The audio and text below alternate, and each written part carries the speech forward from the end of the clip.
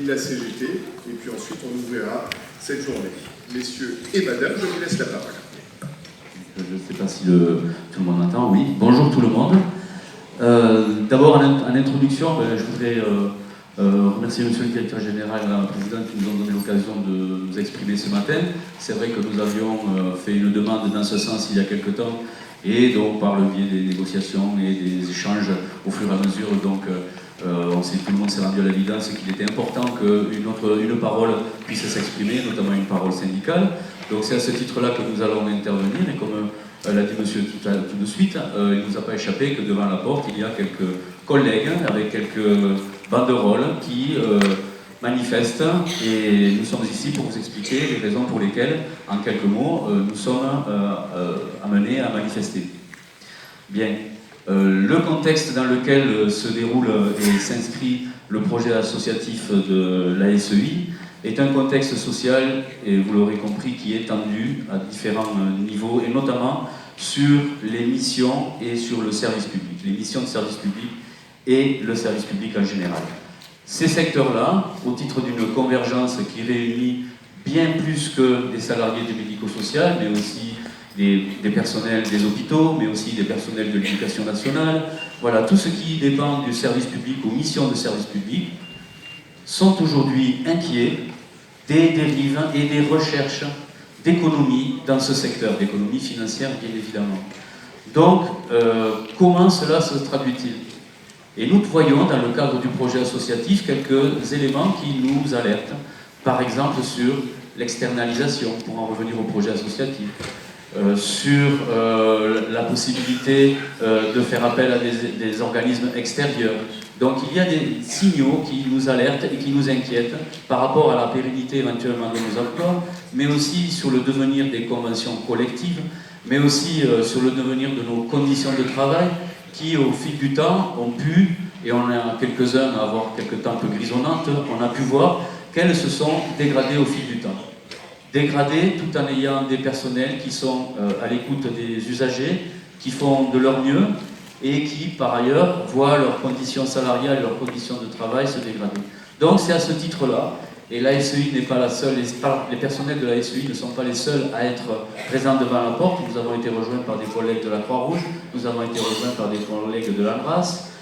Donc il y a une préoccupation évidente, toute association confondue et toute convention confondue, et j'irais même jusqu'à dire tout secteur confondu, qui nous inquiète. À ce titre-là, donc, nous avons fait passer quelques petits tracts où vous verrez, et vous aurez pu lire un peu plus en détail les raisons de cette manifestation.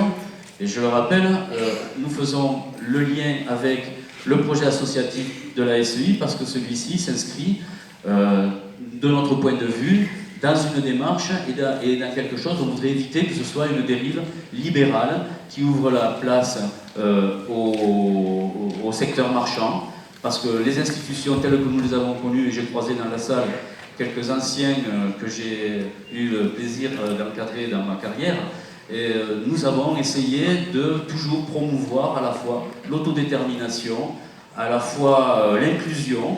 Donc ce ne sont pas des mots, ce sont des mots nouveaux, mais ce ne sont pas des concepts nouveaux à notre sens. Et donc ce à quoi nous nous appliquons aujourd'hui, c'est à faire valoir ces savoir-faire dans les institutions de manière à ce que celles-ci ne soient pas mises à mal. Et ça passe par la défense des conventions collectives, par la défense de la qualité du service rendu, que ce soit dans les secteurs de la santé, de l'hôpital, donc du médico-social, et donc à la SEI en particulier.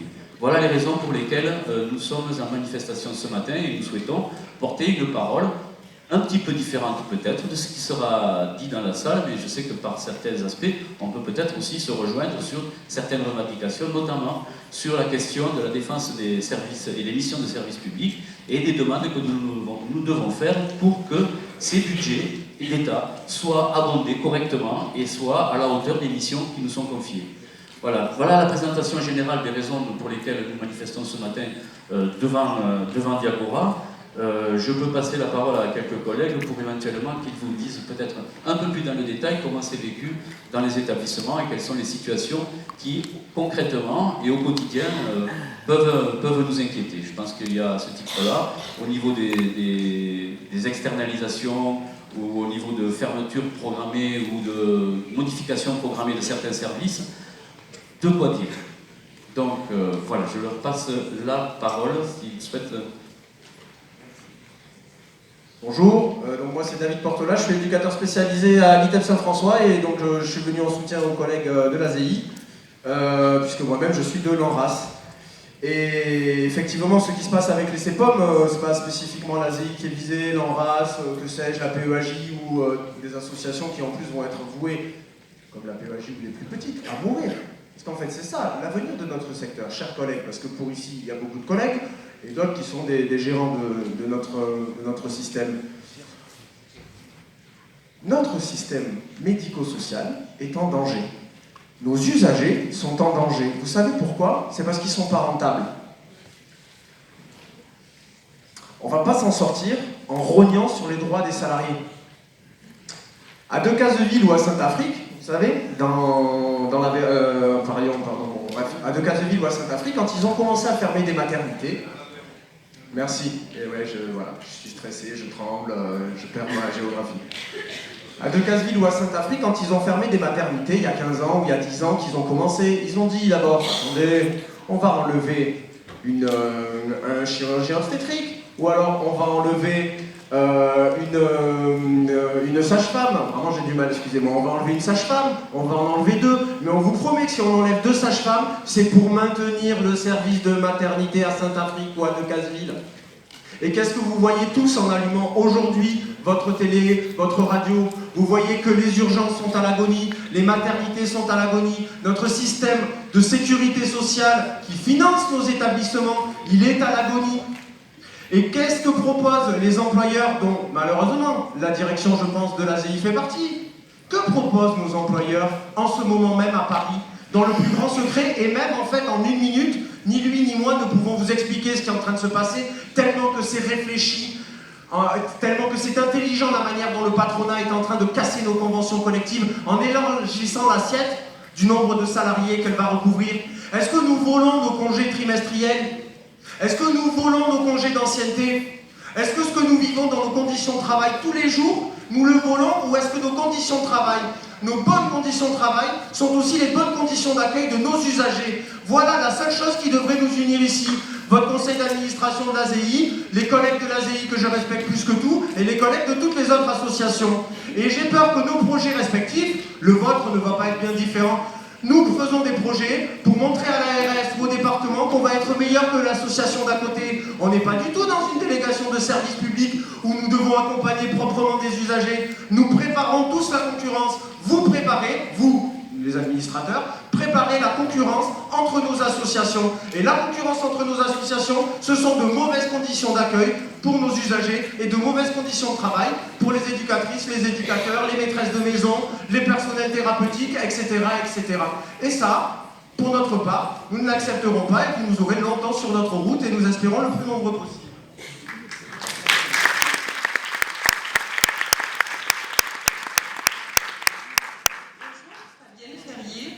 Monitrice éducatrice au foyer Le Petit Bois. Moi, je voulais juste rajouter 2 mots avant le début de la présentation du projet sur les inquiétudes qu'il y a sur les notions qui vont être présentées, effectivement. Inquiétude et vigilance de la part des salariés dans leur ensemble sur les questions d'autodétermination et sur les questions, effectivement, d'inclusion. Pourquoi? Parce qu'aujourd'hui, l'inclusion, on pense qu'on l'a fait telle qu'elle. Moi, je travaille au foyer. Aujourd'hui, il y a des choses qui se dessinent effectivement dans de l'ordre de fermer des places d'établissement pour aller vers des places inclusives, d'un habitat plus inclusif. Oh, ça se fait aujourd'hui. Et je pense que la vigilance, et ce qu'on souhaite pointer les salariés, c'est qu'effectivement, l'inclusion, au préalable, il y a d'abord la socialisation, parce qu'on est dans une société, effectivement, qui n'est peut-être pas prête à accueillir et à inclure des personnes avec les difficultés qu'elles présentent telles que. Et ces établissements, aujourd'hui, il y a un intérêt de les maintenir et de leur donner des moyens. Parce que ces établissements sont sur une socialisation préalable à tout ça. C'est le lieu auquel le quotidien, le collectif permet de travailler ça.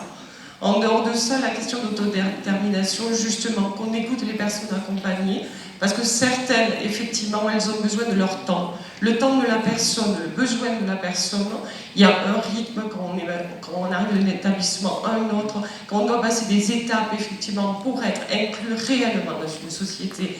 Donc, ce qu'on demande, effectivement, c'est en dehors de l'inclusion, qu'on écoute la demande de personnes qui, pour certaines, se sentent très bien dans des établissements et ont besoin qu'on donne des moyens à ces établissements. Donc voilà, j'appelle à votre vigilance de la part de tous les salariés, effectivement en tout cas des établissements pour lesquels ça se dessine, et de permettre de faire perdurer des places qui soient sécuritaires, qui permettent aux personnes d'évoluer dans des conditions qu'elles ont choisies et en fonction de leurs difficultés. Merci.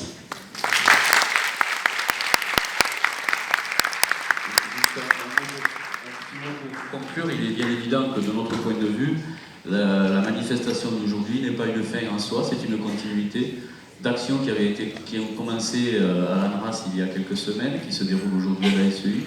Nous verrons en fonction du calendrier, s'il nous est donné l'occasion de nous exprimer à nouveau sur les inquiétudes qui ont été pointées ce jour. Et nous continuerons, nous, à essayer, comme l'a dit ma collègue Fabienne, de défendre à la fois les intérêts d'un accueil le mieux possible pour les personnes accompagnées et des conditions de travail les meilleures possibles pour les salariés qui encadrent. Voilà, merci beaucoup.